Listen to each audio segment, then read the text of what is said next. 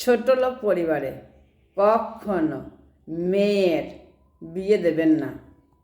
আপনার মেয়ে সারা জীবন সে ছোটলোকদের ট্যারা ব্যাকা কথা শুনতে শুনতে শারীরিক এবং মানসিকভাবে একদম শেষ হয়ে যাবে।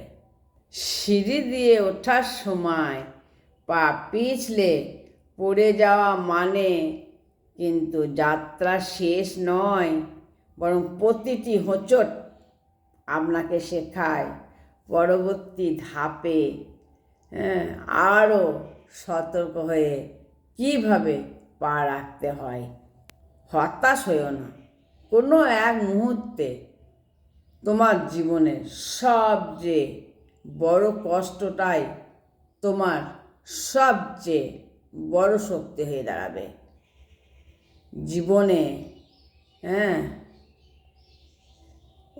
অন্য কিছু শেখা বা না শেখা মানুষকে চিনতেই অবশ্যই শেখো, কারণ মানুষ যেমন দেখায় তারা আসলে তেমন হয় না।